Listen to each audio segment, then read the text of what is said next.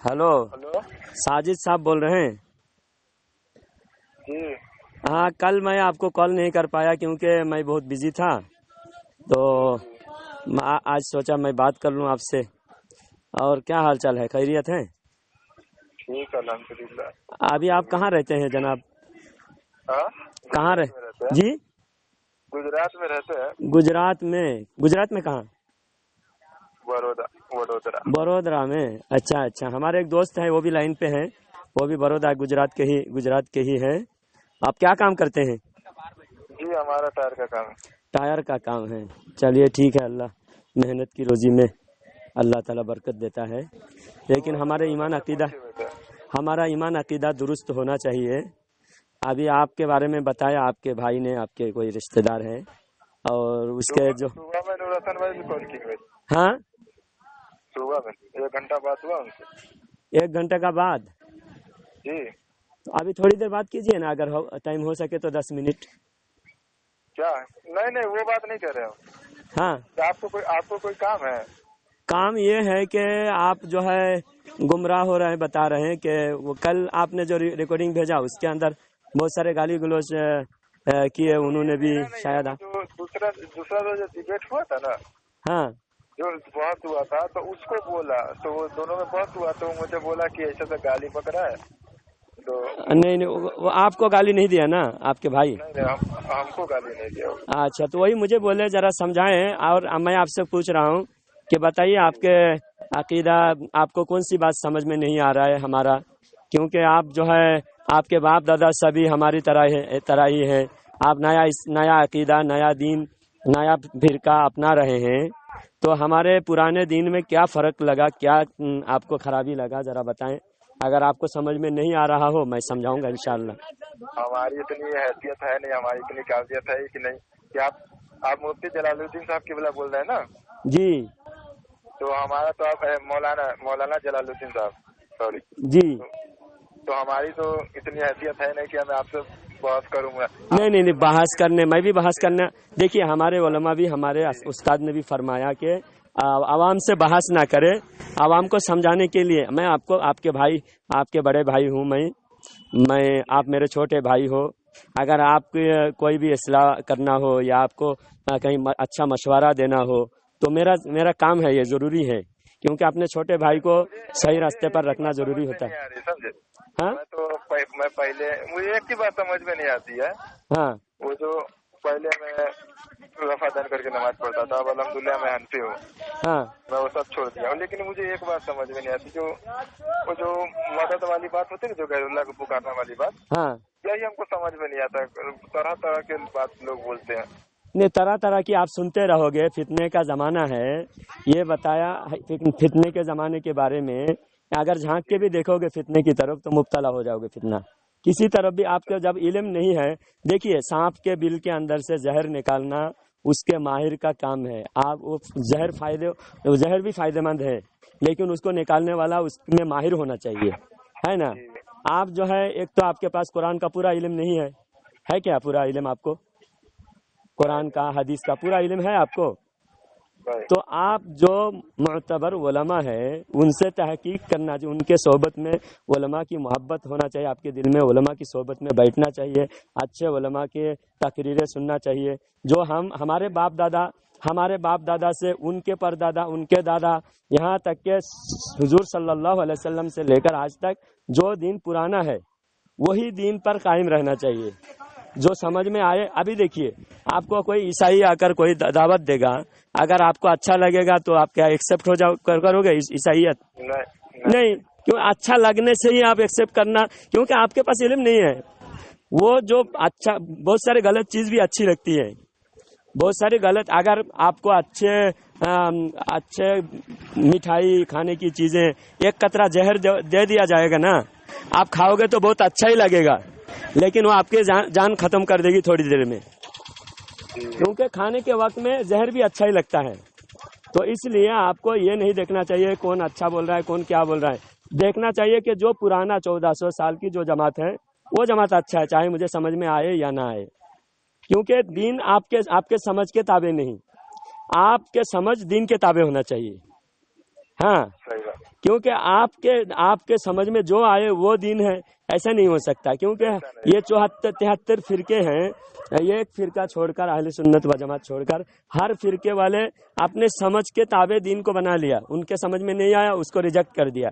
अभी बताओ, जो अहले हदीस हैं उन्होंने हदीस दिखाते हैं 8 रकात तरावी की, हालांकि वो तरावी की हदीस नहीं है, वो है तहज्जुद के लिए।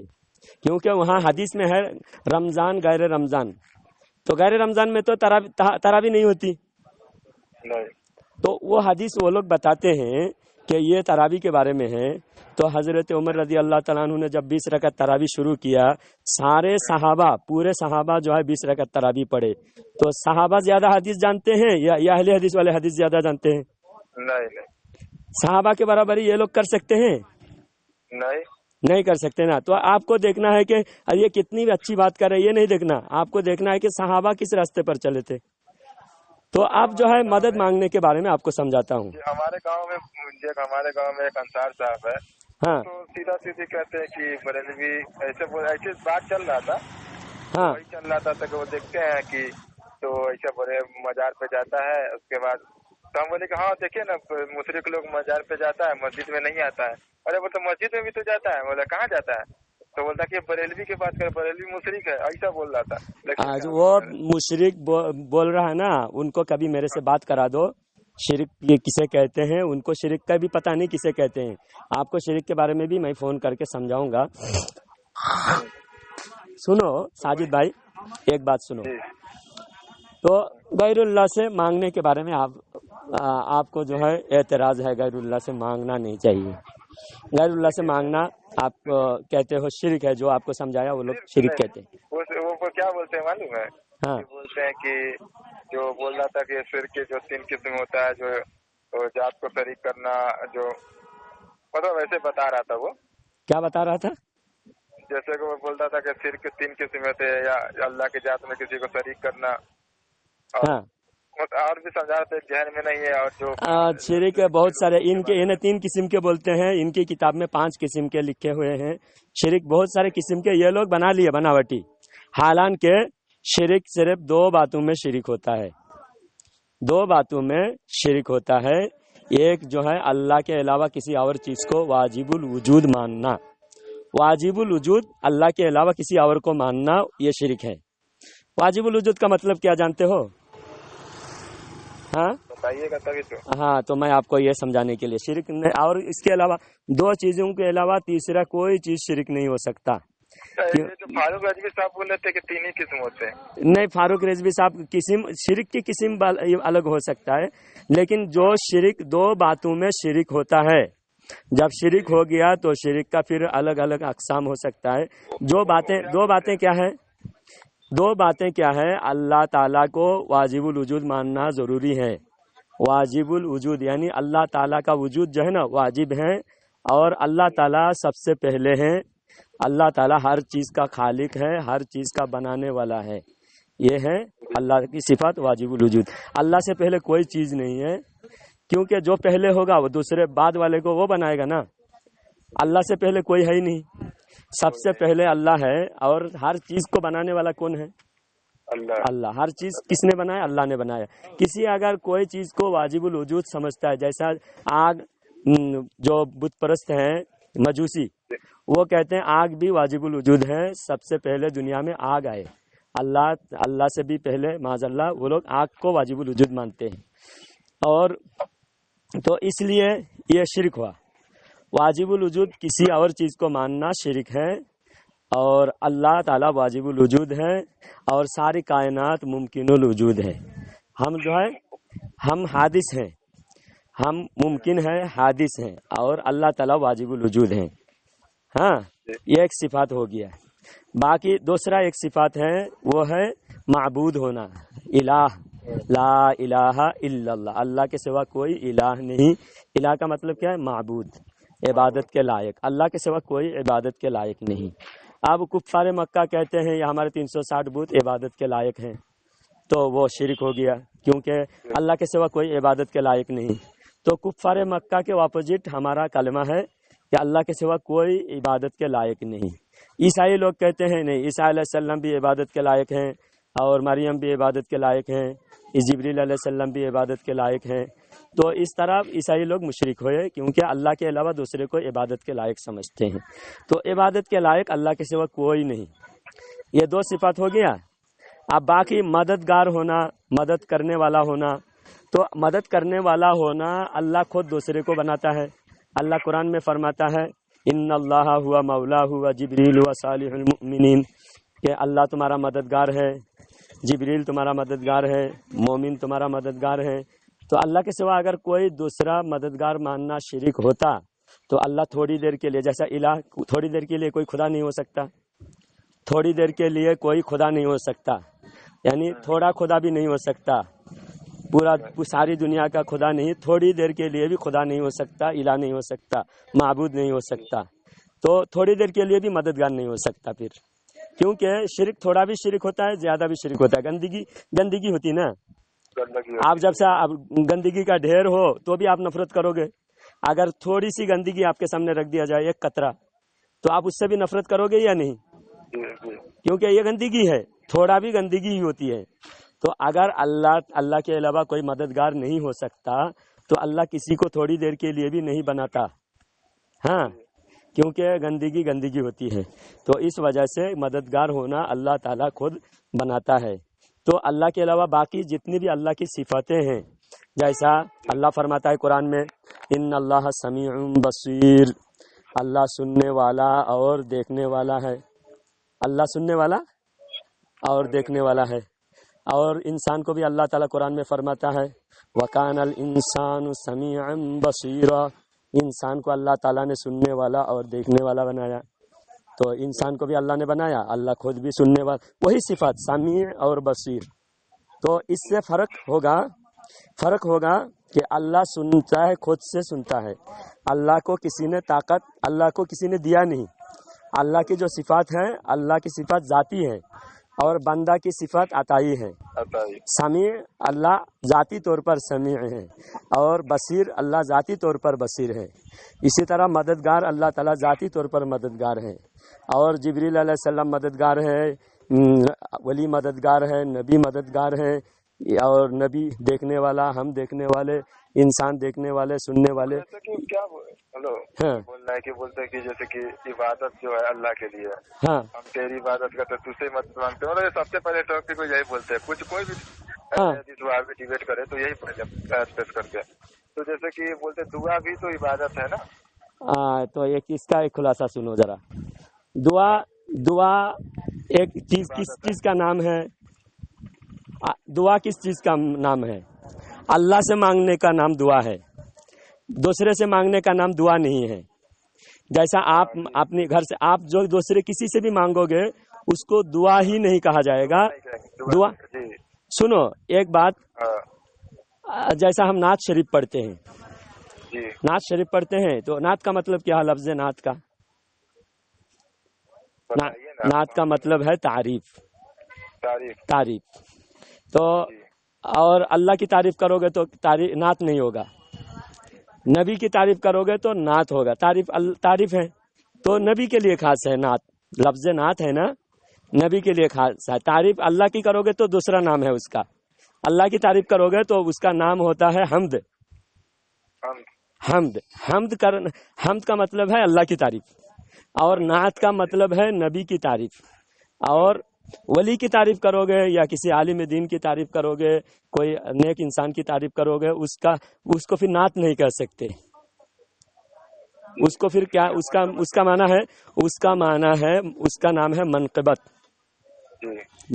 اور تعریف ایک ہی تعریف ہے لیکن اس کی 3 کیٹیگری ہے، 3 نام الگ الگ ہیں۔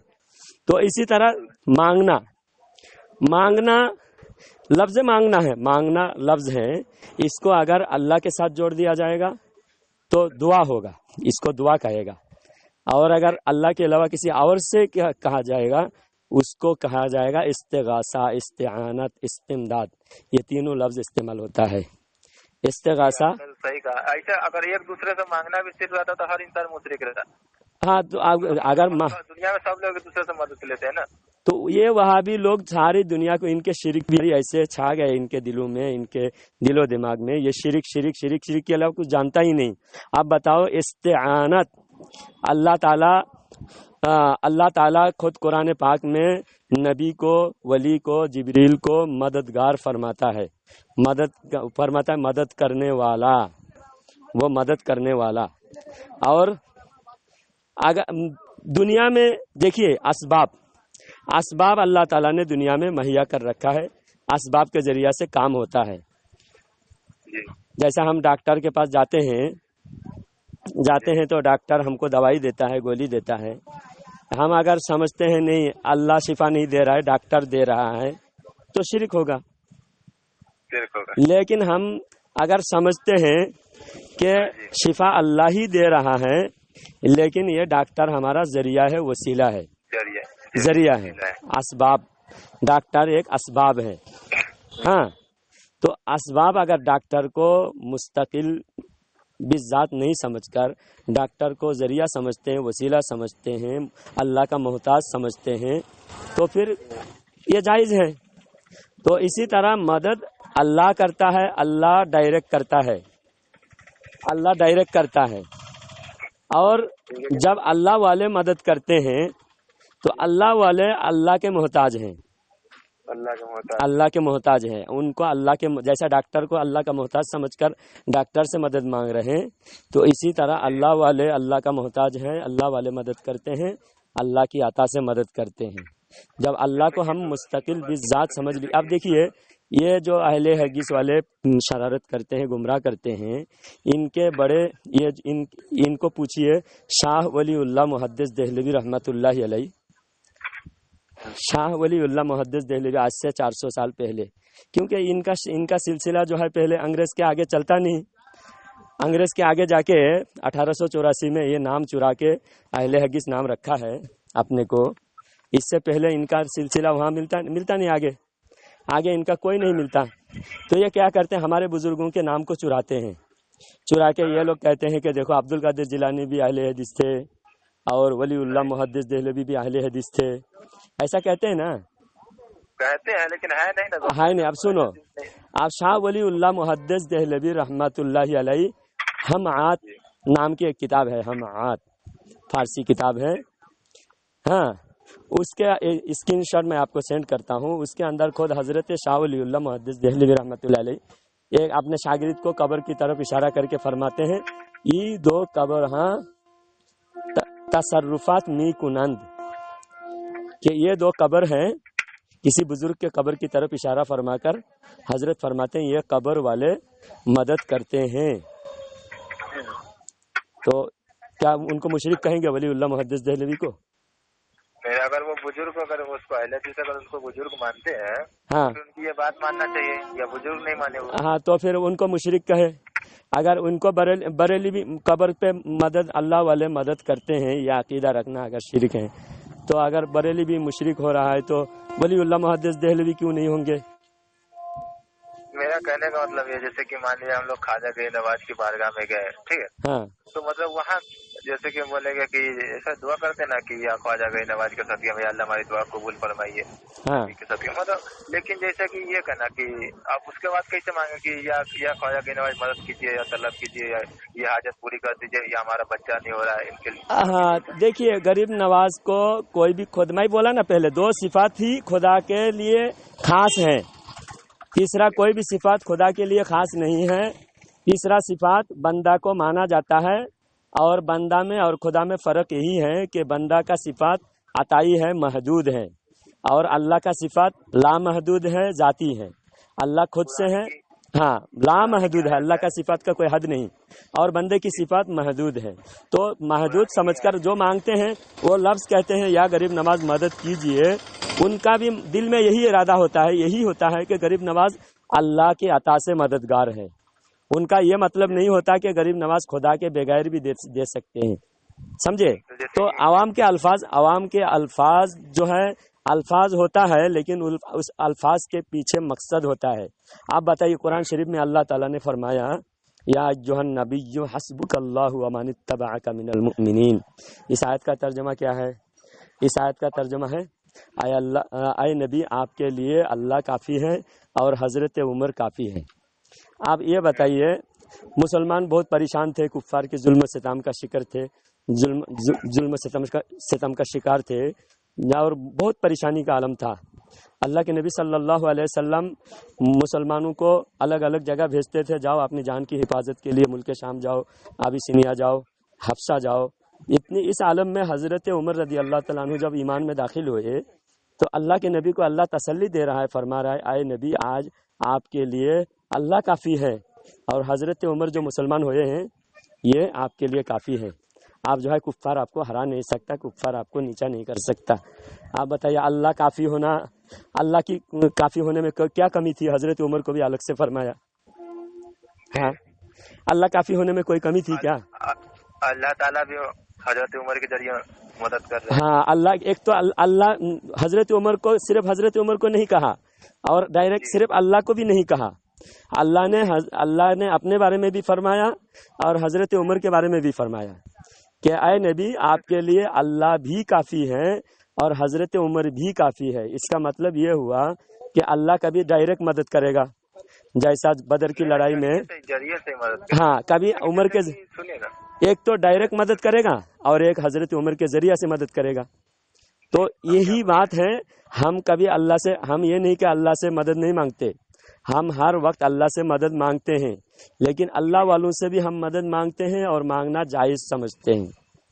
ہاں سمجھے؟ صحیح ہے، میں کیا بول رہا ہوں، ہاں جیسے کہ قرآن میں آیا تھا کہ بے شک تمہارا مددگار اللہ اور رسول اور اللہ کے وہ نیک بندے ہاں جو نماز پڑھتے ہیں اور زکوٰۃ ادا کرتے ہیں۔ ہاں تو اس میں بولتے ہیں کہ جو دیکھو یہ کہہ رہا ہے کہ اللہ کے وہ نیک بندے جو نماز مطلب وہ زندہ اسی لیے، مرنے کے بعد مدد نہیں کریں گے، زندہ اسی لیے بول رہے ہیں کہ نماز ادا تو یہ تمہارے دیکھیے، یہ ہم جب کوئی قرآن حدیث سے جو ہے ہم اپنے سمجھ کے مطابق جب بولتے ہیں تو یہ اہل حدیث والے بولتے ہیں دیکھو قرآن یہ لفظ دکھاؤ، قرآن میں حدیث میں لفظ دکھاؤ، جب تک وہ لفظ نہیں ہے وہ مانتے نہیں۔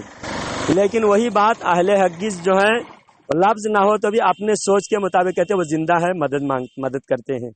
تو اللہ کے صفات میں زندہ بھی شریک نہیں ہو سکتا، مردہ بھی شریک نہیں ہو سکتا۔